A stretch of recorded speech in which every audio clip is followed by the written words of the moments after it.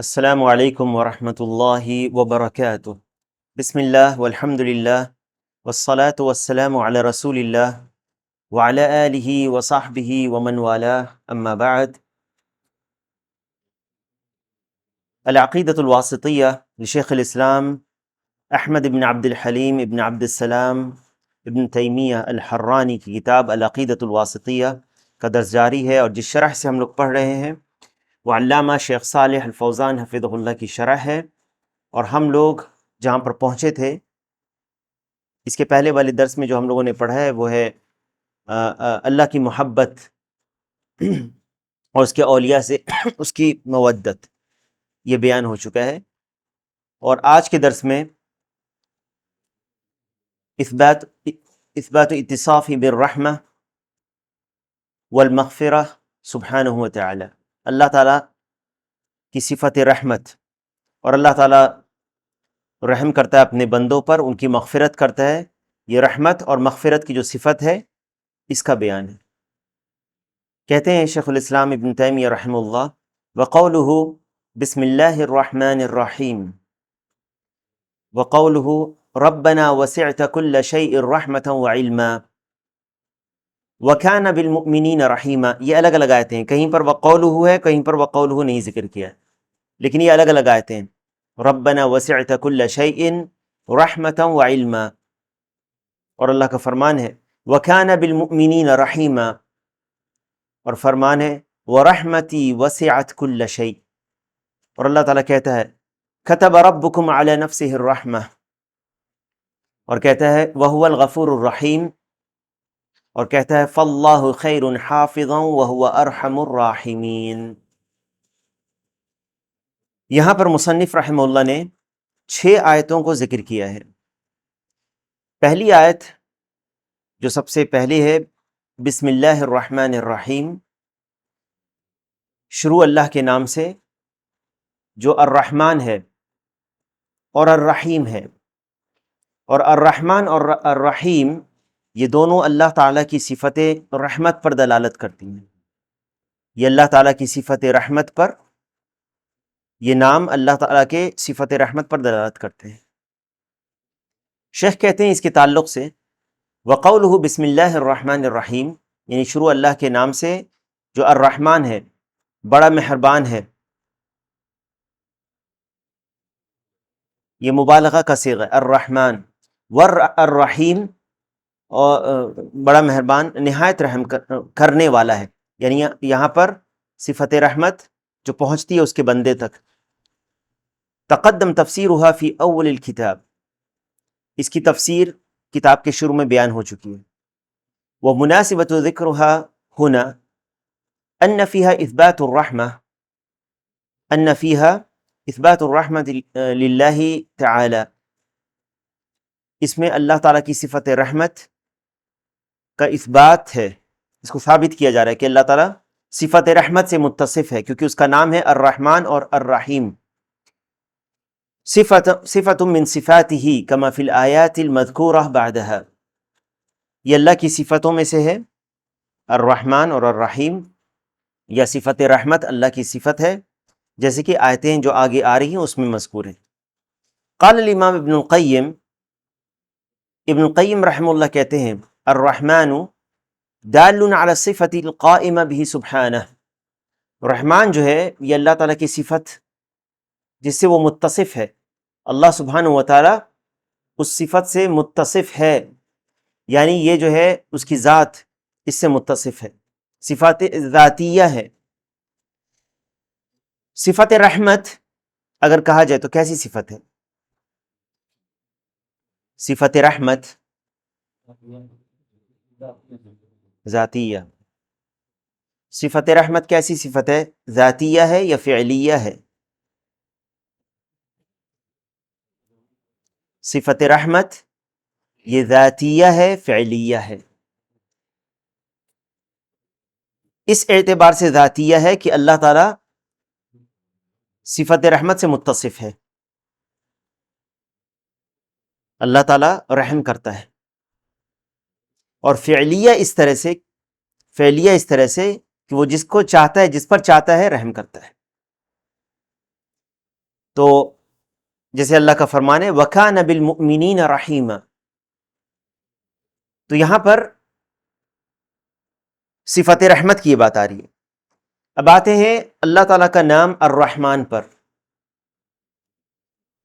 کہتے ہیں ابن القیم کہ دال علی الصفۃ القائمہ، دال علی الصفۃ القائمۃ بہ سبحانہ، یہ اللہ سبحانہ و تعالیٰ کی صفت، اللہ تعالیٰ متصف ہے اس صفت سے۔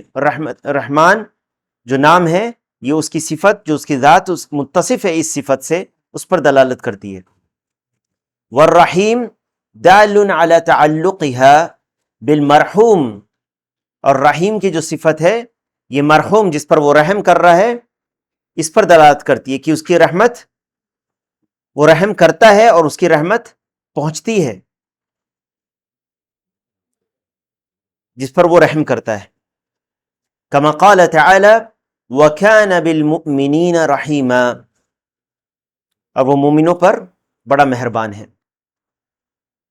وَلَمْ يَجِئْ قَطْ رحمان بہم، یہ نہیں آیا کہ رحمان ان پر رحمان ہے۔ وَكَانَ الْأَوَّلُ لِلْوَصْفِ، یہ رحمان جو ہے یہ وصف کے لیے ہے۔ وَالثَّانِي لِلْفِعْلِ، اور دوسری جو صفت ہے رحیم میں، یہ فعل کے لیے۔ اور فعل کا تعلق کس سے ہے؟ اللہ کی مشیت سے ہے، اللہ تعالیٰ جس پر چاہتا ہے رحم کرتا ہے۔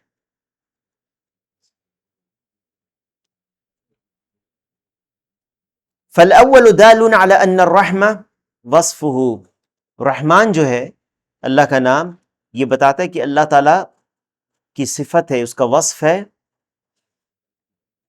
رحمت۔ والثانی دال على انه يرحم خلقه برحمته، اور الرحیم سے یہ پتہ چلتا ہے کہ اللہ تعالیٰ اپنے بندوں پر رحم کرتا ہے۔ ایک اللہ تعالیٰ کی ذات سے تعلق ہے، اللہ کی صفت ہے، اللہ تعالیٰ کی ذات سے اس کا تعلق بھی ہے، اور یہ اس کی مشیت اور اس کے ارادے سے بھی اس کا تعلق ہے، اس طرح سے کہ وہ جس پر چاہتا ہے رحم کرتا ہے، اور اس کی رحمت پہنچتی ہے۔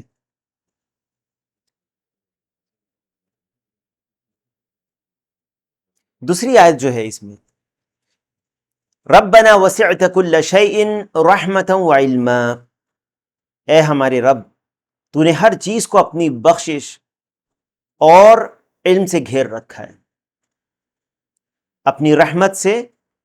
ربنا وسعت كل شيء رحمة وعلما، اے ہمارے رب تو نے ہر چیز کو اپنی رحمت اور علم سے گھیر رکھا ہے۔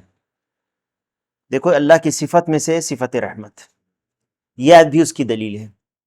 شیخ کہتے ہیں هذا حکایۃ عن الملائکہ الذین یحملون العرش ومن حولہ، یہ فرشتے کہہ رہے ہیں، یہ جو آیت ہے اگر شروع سے دیکھیں تو اللہ تعالی نے فرمایا الذین یحملون العرش، جو لوگ جو عرش کو اٹھائے ہوئے ہیں، ومن حولہ، جو لوگ عرش کو اٹھائے ہوئے، یعنی جو فرشتے عرش کو اٹھائے ہوئے ہیں اور جو اس کے ارد گرد ہیں، یسبحون بحمد ربہم، وہ اپنے رب کی حمد تسبیح کے ساتھ حمد بیان کرتے ہیں، یسبحون بحمد ربہم ویؤمنون بہ، اور اس پر ایمان لاتے ہیں، اس پر ایمان رکھتے ہیں، یعنی اللہ پر ایمان رکھتے ہیں۔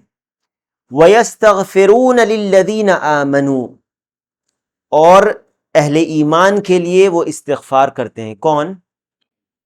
وہ فرشتے جو مقرب فرشتے ہیں، وہ جو مقرب فرشتے ہیں وہ استغفار کرتے ہیں ایمان والوں کے لیے، جو عرش اٹھائے ہوئے ہیں اور جو عرش کے ارد گرد فرشتے ہیں۔ پھر کہتے ہیں وہ ربنا وسعت كل شيء رحمة وعلما، اب دیکھو اللہ سبحانہ و تعالیٰ کے دو صفت کے وسیلے سے دعا کرتے ہیں۔ کس کے لیے دعا کر رہے ہیں؟ اہل ایمان کے لیے۔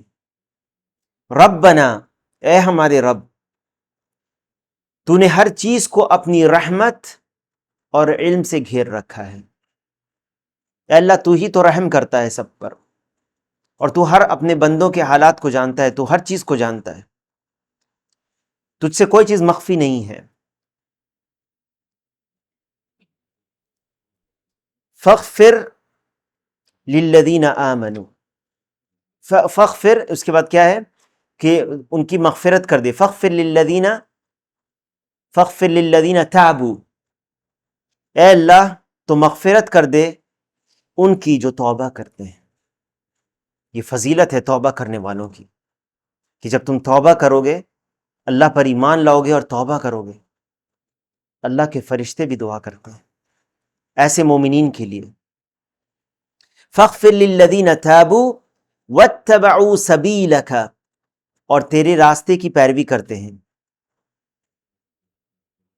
وہ لوگ جو توبہ کرتے ہیں، ایمان والے، اور جو تیرے راستے کی پیروی کرتے ہیں. وقہم عذاب الجحیم، انہیں جہنم کے عذاب سے بچا لے. کتنی عظیم دعا ہے. یہ فرشتے کہتے ہیں،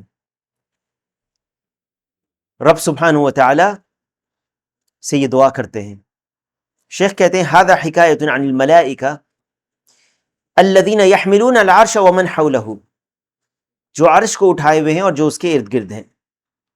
انہم یستغفرون للذین آمنوا، کہ وہ استغفار کرتے ہیں ایمان والوں کے لیے. استغفار کس کو کہا جاتا ہے؟ ما معنی الاستغفار؟ طلب المغفرہ، طلب المغفرہ، مغفرت طلب کرنا. اور مغفرت طلب کرنے میں کیا چیز ہے؟ تم کہتے ہو اللہم استغفر اللہ، کیا ڈھانپ دے، اس سے درگزر کر دے، اس پر اس کا مواخذہ نہ کرے، اس کو ڈھانپ دے، اس کو درگزر کر دے. درگزر سمجھتے ہو؟ درگزر کر دے، اس پر اس کا مواخذہ نہ کرے، ایسے جیسے کہ اس نے گناہ نہ کیا ہو. سبحان اللہ.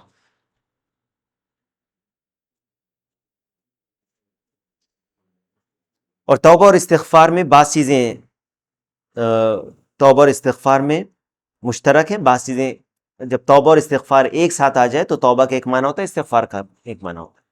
اور جب توبہ الگ سے آئے تو اس میں استغفار شامل ہوتا ہے. ٹھیک ہے، استغفار صرف آئے تو اس میں توبہ شامل ہے. وہ کہتے ہیں ربنا وسعت کل شیء رحمتا وعلما، اے ہمارے رب تو نے ہر چیز کو اپنے رحمت اور علم سے گھیر رکھا ہے. یہاں پر دیکھو اللہ تعالیٰ کی صفت رحمت، اس کا علم.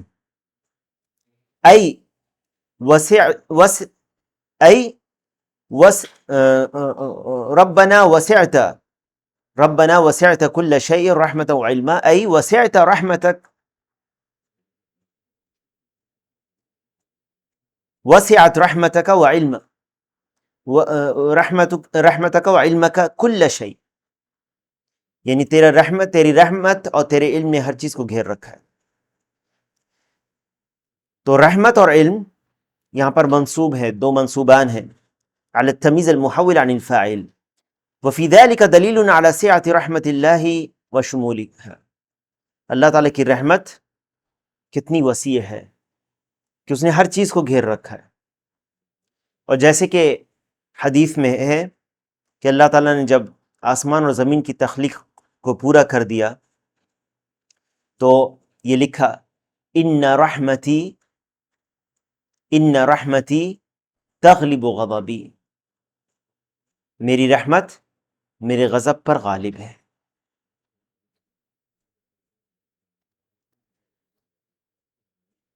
فما من مسلم ولا کافر الا وقد نالته رحمت اللہ فی الدنیا، یہ جو رحمان ہے اللہ کا نام، یہ وسیع رحمت پر دلالت کرتا ہے.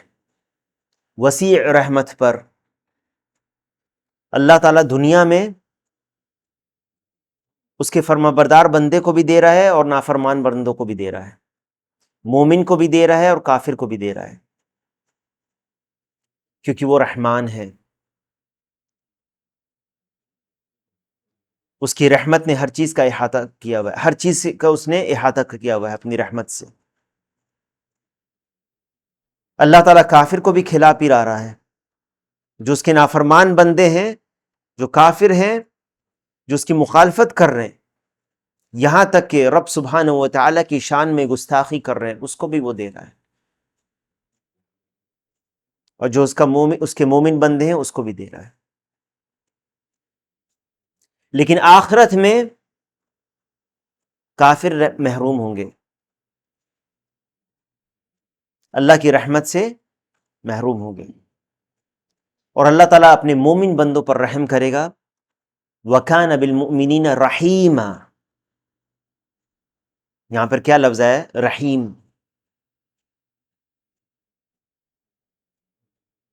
اسی لیے شیخ کہتے ہیں کہ وَأَمَّا فِي الْآخِرَةِ فَتَخْتَصُّ بِالْمُؤْمِنِينَ، آخرت میں یہ صرف مومنوں کے لیے ہوگی۔ وَقَوْلُهُ، اگلی جو آیت ہے، وَكَانَ بِالْمُؤْمِنِينَ رَحِيمًا، هذا اخبار من اللہ سبحانہ انہ رحیم بالمؤمنین یرحمہم فی الدنیا والآخرہ، یہ اللہ کی طرف سے خبر ہے، اللہ سبحانہ وتعالیٰ کی طرف سے، کہ وہ مومنوں پر رحم کرتا ہے، ان پر رحیم ہے، دنیا میں بھی اور آخرت میں بھی۔ رحمان یہ عام ہے، لیکن رحیم یہ خاص ہے مومنوں کے لیے۔ دنیا میں مومنوں پر کیسے رحم کرتا ہے اللہ تعالیٰ؟ اس طرح سے کہ اللہ تعالیٰ نے انہیں ہدایت دیا ہے، حق کی طرف ہدایت دیا ہے، عمل صالح کی طرف ہدایت دیا ہے، انہیں راستہ دکھایا ہے صراط مستقیم کا۔ یہ کتنی بڑی اللہ کے فضل اور اس کی رحمت ہے۔ قل بفضل اللہ وبرحمتہ فبذلک فلیفرحوا، اللہ تعالیٰ نے ان کو ان کی رہنمائی کے لیے قرآن نازل کیا جس سے وہ ہدایت یافتہ ہوتے ہیں، رسول کو بھیجا جن کی اتباع وہ کرتے ہیں۔ قل بفضل اللہ وبرحمتہ فبذلک فلیفرحوا، یہ اللہ کا فضل، اس کی رحمت ہے اپنے مومن بندوں کے لیے، اور اسی لیے یہ مقام ہے شکر ادا کرنے کا، اپنے رب کی شکر گزاری کرنے کا، کہ اللہ نے ہمیں مومن بندوں میں بنایا، اور اللہ سے دعا ہے کہ ہمیں ثابت قدم رکھے، کہ اللہ تعالی ہمیں مومن بندوں میں شمار کرے اور ہمیں اس پر ثابت قدم رکھ، یہاں تک کہ ہم اللہ سے جا ملیں، قیامت کے دن اللہ کے سامنے جب حاضر ہوں تو ہم اس حالت میں ہوں کہ ہم مومنین کے زمرے میں ہوں۔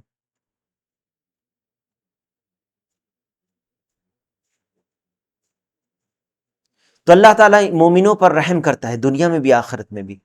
کہتے ہیں شیخ، اما فی الدنیا فإنه هداهم إلى الحق الذي جهله غیرهم،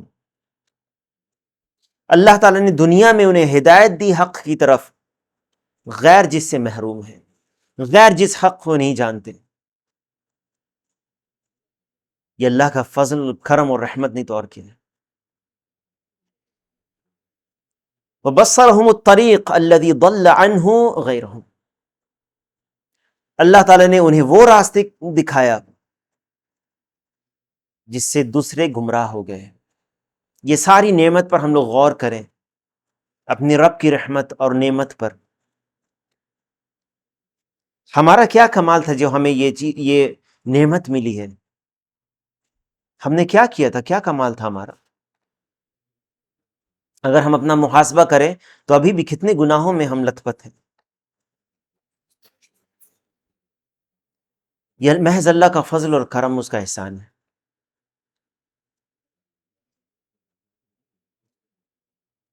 وَأَمَّا رَحْمَتُهُ بِهِمْ فِي الْآخِرَةِ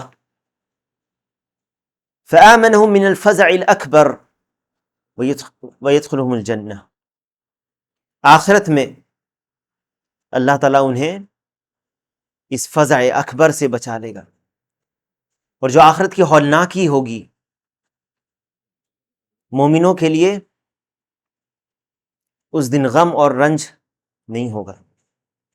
الا ان اولیاء اللہ لا خوف علیہم ولا هم يحزنون الذین آمنوا وكانوا يتقون، اور اللہ تعالیٰ ان کو ثابت قدم رکھے گا دنیا میں بھی اور آخرت میں بھی۔ یثبت اللہ الذین آمنوا بالقول الثابت فی الحیاۃ الدنیا وفی الآخرہ ویضل اللہ الظالمین ویفعل اللہ ما یشاء۔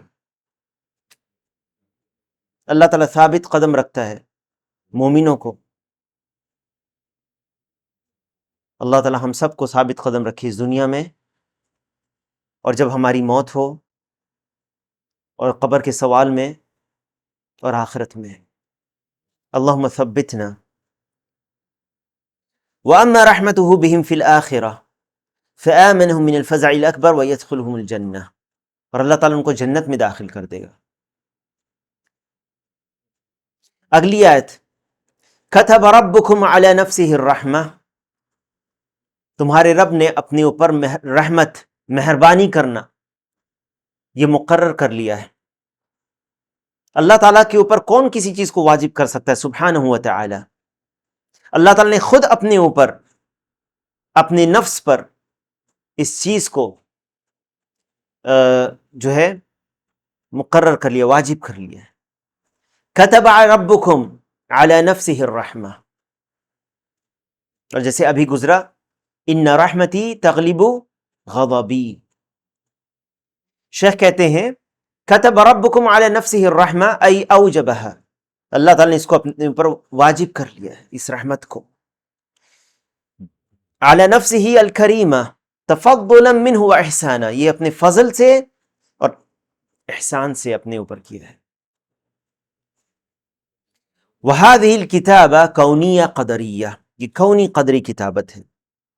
لم یوجبها علیہ احد، کسی نے اس کے اوپر نہیں کہا، کہ اللہ سب سے بڑا ہے، اللہ تعالیٰ سب چیز پر غالب ہے، اس کا حکم سب سے اوپر ہے،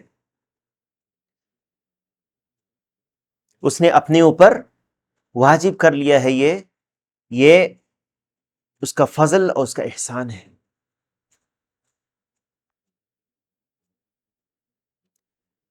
اگلی آیت، وَهُوَ الْغَفُورُ الرَّحِيمُ، اس میں اللہ سبحانہ وتعالیٰ کے دو نام، اسی لیے جو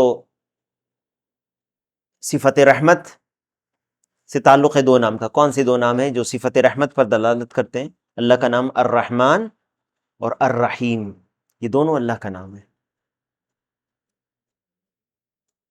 اور یہاں پر ایک اور نام ہے اللہ کا، الغفور، مغفرت کرنے والا، گناہوں کو بخشنے والا۔ اللہ تعالیٰ گناہوں کو بخشتا ہے اپنے بندوں کے، گناہگار بندوں کے۔ وَهُوَ الْغَفُورُ الرَّحِيمُ، جب بندہ اسے توبہ استغفار کرتا ہے تو اللہ تعالیٰ غفور الرحیم ہے۔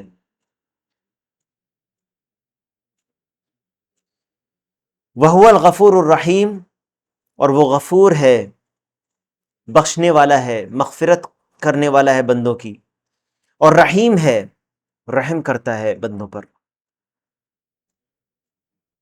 یخبر سبحانہ عن نفسہ انہ متصف بالمغفرہ، اللہ سبحانہ وتعالیٰ نے اپنے بارے میں یہ خبر دی ہے اپنے بندوں کو کہ وہ صفت مغفرت سے متصف ہے اور صفت رحمت سے متصف ہے۔ اللہ کی یہ دو صفتیں، صفت رحمت اور صفت مغفرت،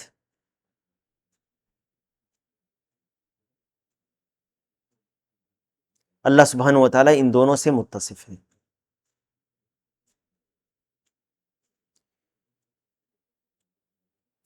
هذا ما حکاہ، اچھا یہ آگے باقی ہے۔ یخبر سبحانہ عن نفسہ انہ متصف بالمغفرہ والرحمہ لمن تاب الیہ وتوکل علیہ، کس کے لیے اللہ تعالیٰ غفور الرحیم ہے؟ جو توبہ کر لے، اللہ کی طرف پلٹ آئے، اپنے گناہوں کا اعتراف کر لے، اور اپنے رب کی بارگاہ میں اس کی جناب میں مغفرت طلب کرے۔ نبئ عبادی انی انا الغفور الرحیم وان عذابی هو العذاب العلیم، جہاں پر اللہ سبحانہ وتعالی غفور الرحیم ہے ان کے لیے جو توبہ کرتے ہیں، ایمان لاتے ہیں، توبہ کرتے ہیں، اللہ سے اپنی گناہوں کی مغفرت چاہتے ہیں، تو اللہ تعالیٰ غفور الرحیم ہے۔ اور جو سرکشی کرتا ہے، نافرمانی کرتا ہے، اللہ کے حدود سے تجاوز کرتا ہے، کفر کرتا ہے، اللہ تعالیٰ کا عذاب بہت سخت ہے، دردناک عذاب ہے۔ انہ متصف بالمغفرہ والرحمہ لمن تاب الیہ وتوکل علیہ، جو توبہ کرتا ہے اور جو اللہ پر بھروسہ کرتا ہے اس کے لیے اللہ تعالیٰ غفور الرحیم ہے۔ ولو من ای ذنب کان الشرک کان ولو من ای ذنب کان، چاہے وہ کوئی بھی گناہ ہو، کوئی بھی گناہ معاف ہو جائے گا؟ کیا شرک معاف ہو سکتا ہے؟ نہیں معاف ہو سکتا ہے۔ شرک معاف ہو سکتا ہے؟ نہیں معاف ہو سکتا ہے۔ تو اگر کوئی مشرک توبہ کرنا چاہے تو اس کے لیے کوئی راستہ نہیں بچے گا؟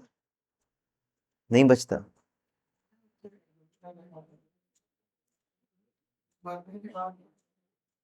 تو جب ایسی بات ہو تو یہ مطلقاً نہ نہیں کہنا چاہیے۔ کتنے مشرکین ہیں جنہوں نے توبہ کیا اور ایمان لے آئے اور اللہ تعالیٰ نے ان کی توبہ قبول کر لیا۔ کتنے صحابہ تھے جو پہلے شرک کرتے تھے لیکن ایمان لانے کے بعد دیکھو سادات الاولیاء میں سے ہو گئے۔ تو اللہ تعالیٰ اس دنیا میں شرک کو بھی معاف کر سکتا ہے، معاف کر دیتا ہے اللہ تعالیٰ۔ میں نے کیا کہا؟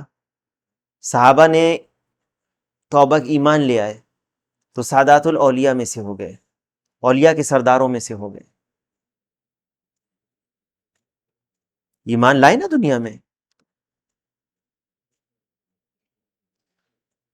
تو شرک بھی اللہ تعالیٰ معاف کر دیتا ہے۔ قل یا عبادی الذین اسرفوا علی انفسہم لا تقنطوا من رحمت اللہ، کہہ دو اے میرے بندو جنہوں نے اپنے نفس پر اسراف کیا ہے، ظلم کیا ہے، حد سے تجاوز کر دیا ہے، لا تقنطوا من رحمت اللہ، اللہ کی رحمت سے مایوس مت ہو۔ ان اللہ یغفر الذنوب جمیعا، اللہ تعالیٰ تمام گناہوں کو معاف کر دیتا ہے۔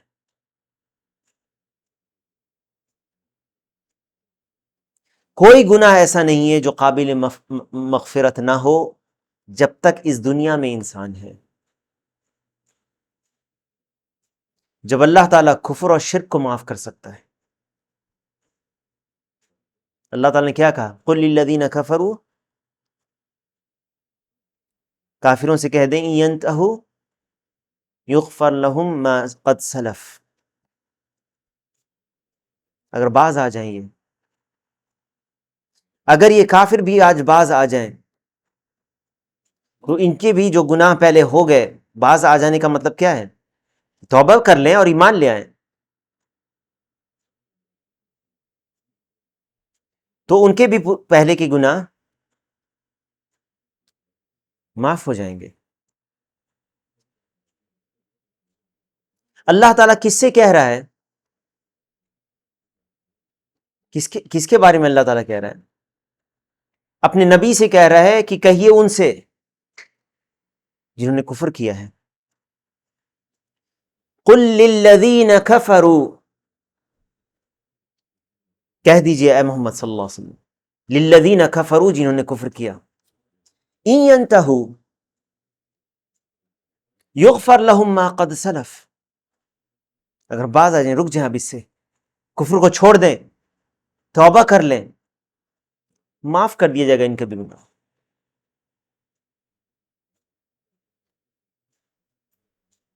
دیکھو تو کیا ایک مومن گناہ کرنے کے بعد کیا اس کو مایوس ہونا چاہیے اپنے گناہوں سے؟ انسان خوف اور امید کے بیچ میں رہے، ڈرے اپنے تعلق سے کہ جو گناہ ہے اس کا اثر ہوتا ہے دلوں پر، دل پر ران لگ جاتا ہے،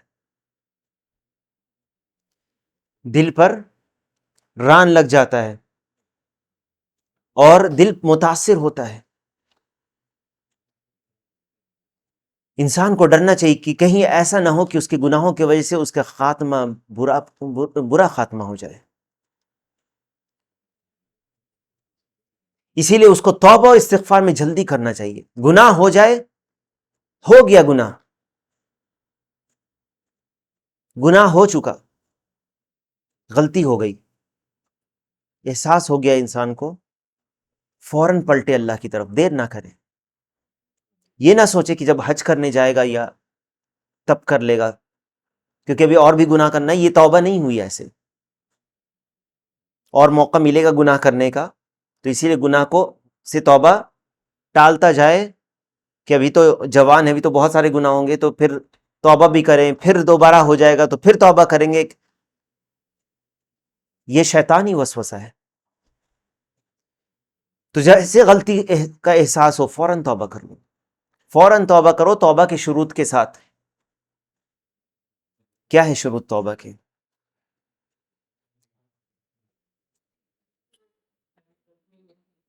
کس کے بولو. اچھا،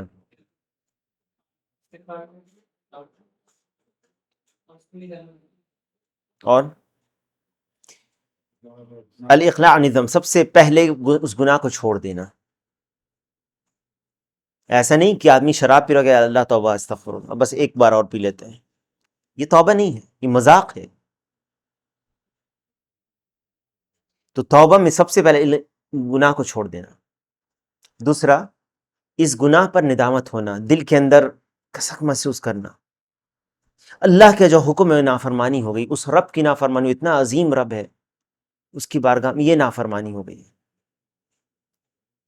یہ چبھن دل کے اندر محسوس ہونا، درد محسوس کرنا، اور یہ سوچنا کاش میں نے نہیں کیا ہوتا. ہوا ندامت. الندم هو التوبہ. تیسری چیز، عزم کر لینا کہ آئندہ نہیں کریں گے. پختہ ارادہ کر لینا، آئندہ نہیں کریں گے. اور چوتھی چیز، اگر کسی کا حق تلفی ہوئی ہے اس گناہ کی وجہ سے، کسی کا مال ناجائز آپ نے ہڑپا ہے، کسی کے اوپر زبان سے ظلم کیا ہے، تہمت لگائی ہے، کسی کے اوپر زبان سے آپ نے اس پر ظلم کیا ہے، اس کی غیبت کی ہے، اس کی چغل خوری کی ہے، اس کے اوپر تہمت لگائی ہے، اس کی عزت کو پامال کیا ہے، تو یہاں پر اس سے معافی مانگنا، کیونکہ اب یہ حقوق ہے، اس سے معافی مانگ لو، معاملہ کو سیدھا برابر کر لو یہاں پر دنیا میں، آخرت سے پہلے. کیونکہ اس دن، جس دن درہم اور دینار نہیں ہوگا، یا کسی کا مال آپ نے غصب کیا واپس لوٹا دو، یا معافی مانگ لو اس سے. وہ کہہ دے ٹھیک ہے میں نے تم کو معاف کر دیا، اللہ سے توبہ اور استغفار کر. نہیں تو وہ کہتا ہے کہ مجھے یہ پیسہ میرا واپس چاہیے، تو آپ کو واپس کرنا ہوگا. آپ نے کیوں اس کا مال غصب کیا؟ تو یہ جو چیزیں ہیں، یہ 4 شرطیں ہیں بنیادی. اور یہ توبہ 5ویں شرط میں یہ شامل کر سکتے ہیں، اللہ کے لیے ہو، دکھاوے کے لیے لوگوں کو نہیں. اخلاص. کیونکہ ہر عبادت، توبہ بھی عبادت ہے، اللہ تعالیٰ پسند کرتا ہے کہ نہیں توبہ؟ یحب التوابین. تو اخلاص ہونا چاہیے اللہ کے لیے، اللہ کی رضا کے لیے، اس کی خوشنودی کے لیے. تو اللہ ناراض ہو گیا ہے، اللہ کے غضب سے بچنے کے لیے واپس اس کی طرف پلٹو، تاکہ اس کی رحمت تم کو ملے، تاکہ تم پر وہ رحم کرے. اللہ کے لیے، دکھاوے کے لیے نہیں. گرچہ اس میں کسی انسان کی حق تلفی نہیں ہوئی ہو، اپنے گناہ کا اعتراف کر کے لوگوں کے سامنے کہ میں نے یہ گناہ کیا، یہ گناہ کیا، لوگوں کے سامنے اس سے بچو. یا لوگوں کے سامنے رونا، اور رونے کا دکھاوا کرنا تو اور بہت شدید ہے، کہ اپنے گناہ پر آدمی اگر کوئی دعا کرتا ہے اور رونا آ گیا اس کو اپنے گناہوں پر، تو یہ الگ بات ہے. کسی کو رونا آ گیا اس پر، تو یہ الگ بات ہے. لیکن رونے کا یہ کرنا، رونے جیسا شکل بنانا، تصنع بناوٹی کرنا، یہ اللہ کے لیے توبہ کرو. اور اسی لیے بعض سلف اپنے اوپر سے رونے کو یہ کرتے تھے، یعنی لوگوں کے سامنے کیا یہ بہتر نہیں ہے کہ اپنے رب کے سامنے جب اس کا حق اللہ کے سامنے آدمی خاموشی سے توبہ کر لے بغیر لوگوں کو بتائے ہوئے، یا یہ ضروری ہے کہ لوگوں کو بتایا جائے؟ بعض گناہ کر کے تم اگر لوگوں کو بتاتے ہو تو اس کے لیے وعید ہے، کل امتی معافی الا المجاہرین۔ اسی لیے یہ توبہ کیسے کرتے ہیں سیکھو، اس کو علم سے ہی آتا ہے، ٹھیک ہے؟ ہاں میں بتا رہا ہوں یہ بات، بارک اللہ فک۔ اور آخری چیز کہ توبہ کے وقت میں ہونا چاہیے، توبہ کا وقت، توبہ کی قبولیت کا وقت ہونا چاہیے، اور یہ دو ہے، عام اور خاص۔ خاص وقت ختم ہو جاتا ہے ہر انسان کی موت کے وقت، جب اس کی روح حلقوم تک آ جاتی ہے، اس وقت توبہ کا دروازہ بند ہو جاتا ہے اس کے لیے، کوئی پھر توبہ نہیں، جب اس نے موت کو دیکھ لیا سامنے۔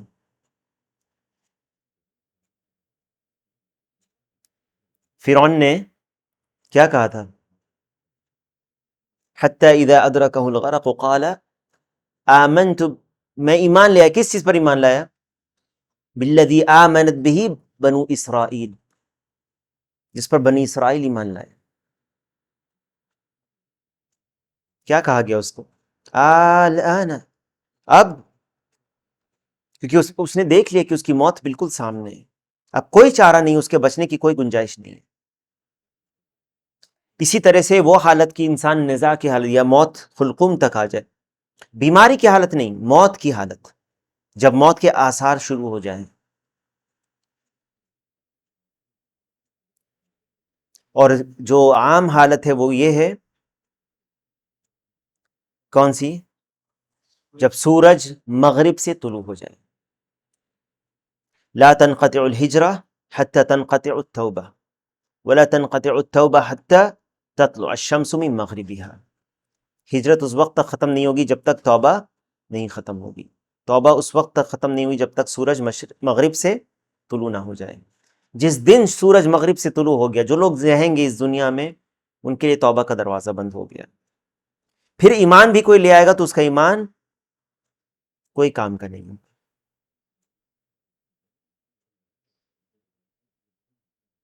اللہ تعالی ہم لوگوں کو توبۃ النصوح کی توفیق دے، اور اللہ تعالی ہم سب سے توبہ قبول کر لے، ہمارے گناہوں کو معاف کر دے۔ اللہ تعالی اپنی رحمت سے ہمارے گناہوں کو معاف کر دے اور ہماری مغفرت فرما دے، اور تمام مسلمین اور مسلمات کی۔ اللہ تعالی ہم سب کو جہنم سے اور قبر کے عذاب سے اور اس کے فتنوں سے بچا لے۔ کہتے ہیں کہ کوئی بھی گناہ ہو، شرک بھی اگر ہو، فَإِنَّهُ يَتُوبُ عَلَيْهِ وَيَغْفِرُ لَهُ وَيَرْحَمُهُ، شرک بھی ہو جائے تب بھی۔ رہی وہ آیت جو ہے، ان اللہ لا یغفر ان یشرک بہ ویغفر ما دون ذلک لمن یشاء، یہ اس کے لیے جو موت جس کی ہو جائے شرک کی حالت میں تو اس کی مغفرت ملے۔ وقولہ، ہاں، ای زمین کان الشرک فانه یتوب علیہ ویغفر له ویرحمہ۔ وقولہ تعالی فاللہ خیر حافظا، یہ سورہ یوسف کی آیت ہے، فاللہ خیر حافظا۔ شیخ کہتے ہیں ھذا ما حکاہ اللہ تعالی عن نبیہ یعقوب علیہ السلام، یہ اللہ تعالیٰ یعقوب علیہ السلام نے جو کہا تھا وہ بیان کرتا ہے، حینما طلب منہ بنوہ ان یرسل معہم اخاہم، جبکہ ان کے بیٹوں نے ان کے بھائی، کس بھائی کے بارے میں کہا تھا کہ ہمارے ساتھ بھیج دیجئے؟ بنیامین کو ساتھ بھیجنے کے لیے، کیونکہ مصر جب گئے تو یوسف علیہ السلام کو ابھی نہیں پہچانا تھا۔ یوسف علیہ السلام نے انہیں جو کھانے کی اشیاء تھی اس کو دے دیا، اناج وغیرہ دے دیا تھا۔ انہوں نے کہا کہ یہ اتنا اچھا، یہ ہمیں اور کیا چاہیے؟ اور وہ انہوں نے کہہ دیا تھا کہ جو تمہارے والد کا بیٹا ہے اس کو لے کر کے نہیں آؤگے تو پھر تم کو نہیں ملے گا۔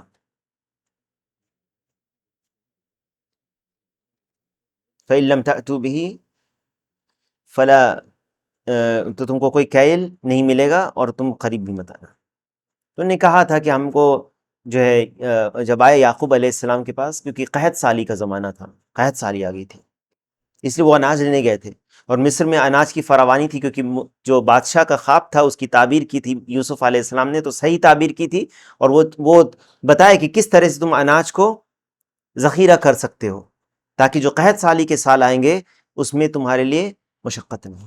سبحان اللہ.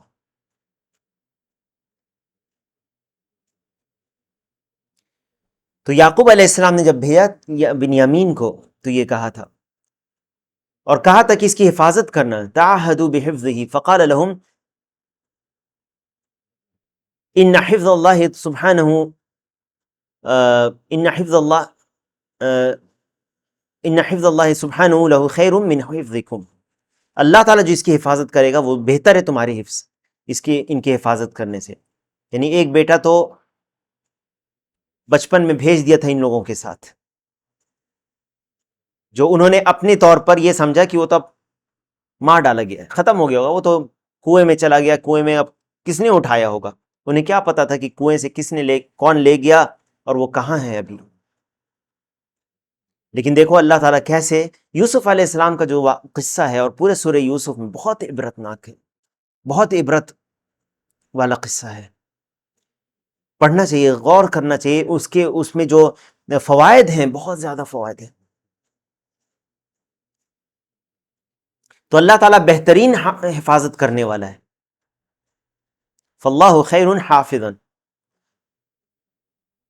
وهذا تفویض من یعقوب الی اللہ فی حفظ ابنہ ومن اسمائہ تعالی الحفیظ. یہ یعقوب علیہ السلام اللہ کے اوپر بھروسہ کر کے بھیج دیتے ہیں اپنے بیٹے کو، اور یہ کہتے ہیں کہ اللہ تعالیٰ اس کی حفاظت کرنے والا ہے، اور یہ اللہ کے ناموں میں سے الحفیظ. یحفظ عبادہ بحفظہ العام من الہلاک والعطف ویحفظ علیہم اعمالہم. اللہ تعالیٰ ان کی حفاظت کرتا ہے.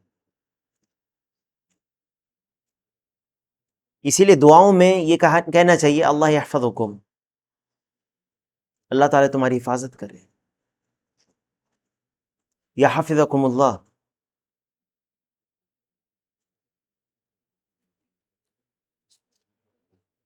اور ان کو نقصان پہنچانے سے بچا لیتا ہے، ہلاکت سے بچا لیتا ہے.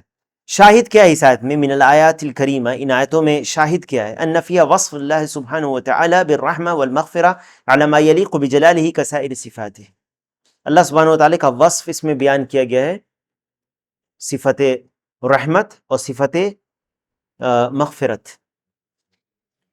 اور جیسے کہ تمام اور صفتیں ہیں. اور اللہ کی جو صفت، اللہ تعالیٰ جن صفات سے متصف ہے وہ غیر مخلوق ہیں. کیا ہیں وہ صفات؟ غیر مخلوق ہیں. اور الکلام فی الذات فی الصفات کالکلام فی الذات، صفت کے تعلق سے بات کرنا ویسے ہی جیسے اللہ کی ذات کے تعلق. اللہ کی ذات کی حقیقت کی کیفیت ہم نہیں جانتے، صفت کی کیفیت ہم نہیں جانتے، لیکن ہمارا ایمان ہے اللہ نے جن چیزوں کو بیان کیا، اور اللہ تعالیٰ نے جیسے اپنی صفت بیان کی ہے. تو اللہ تعالیٰ جس صفت سے متصف ہے وہ غیر مخلوق ہے.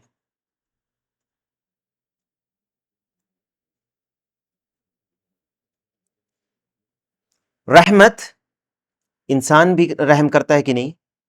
کرتا ہے، لیکن انسان کا رحم کرنا اور اللہ کا رحم کرنا برابر نہیں ہے.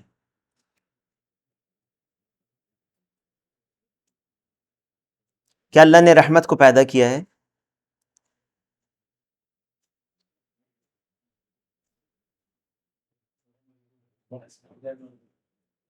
کیا رحمت کو اللہ تعالیٰ نے پیدا کیا؟